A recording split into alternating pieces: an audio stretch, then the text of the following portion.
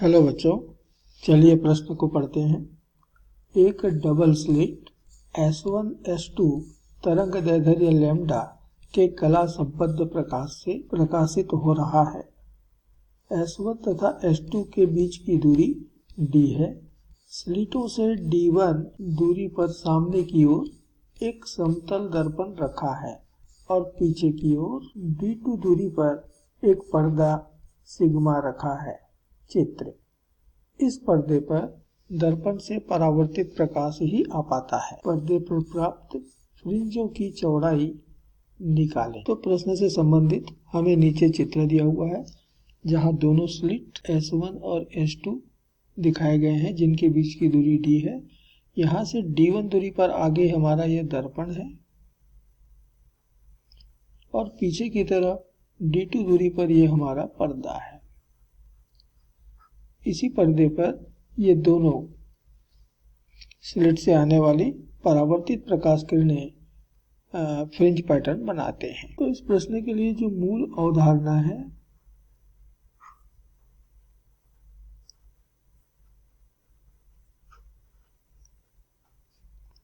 वह है फ्रिंज की चौड़ाई।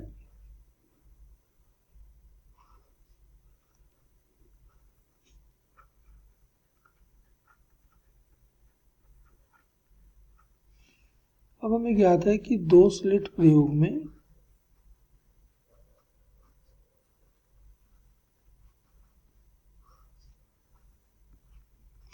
फ्रिंज की चौड़ाई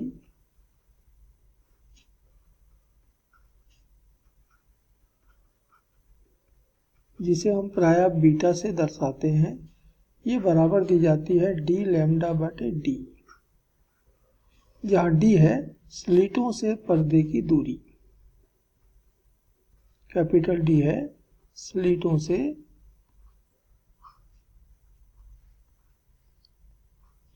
पर्दे की दूरी।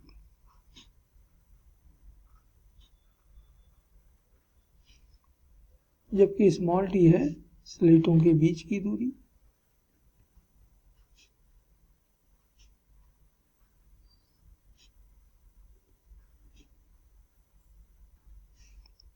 और लैम्डा है प्रकाश का तरंग दैर्ध्य।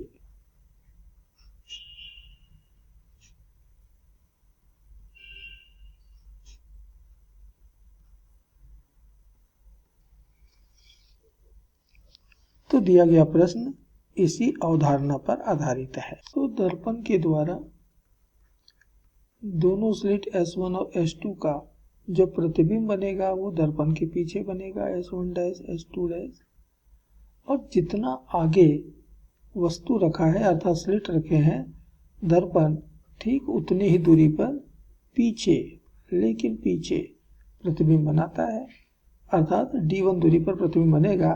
और ये जो पर्दे पर जो प्रकाश आ रहे हैं, हम ये मान सकते हैं कि वो S1 डैश और S2 डैश से होकर के आ रहे हैं, जिनके बीच की दूरी प्रश्न कहता है स्मॉल t है। तो दोनों स्लिटों से अर्थात S1 डैश S2 डैश से अब देखिए हमारा पर्दा कितनी दूरी पर आ गया।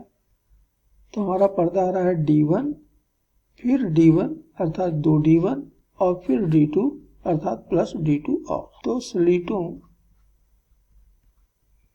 के प्रतिबिंब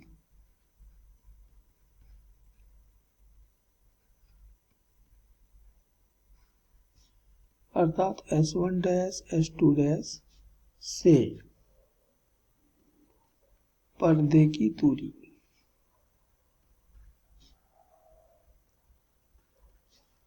जिसे हम सूत्र में D से दिखाए हैं, ये बराबर हो गया D1 फिर D1 फिर D2, इन तीनों दूरियों का योग अर्थात 2D1 धन D2। और इसलिए बीटा जो हमने अवधारणा में कहा था d लैम्डा बाई d में हम d का मान रख देते हैं 2D1 धन D2 गुणित लैम्डा बटे d। तो इतनी चौड़ाई की फ्रिंजें हमें पर्दे पर प्राप्त होंगे और ये इस प्रश्न का उत्तर है। आशा करते हैं आपको समझ आया होगा। धन्यवाद।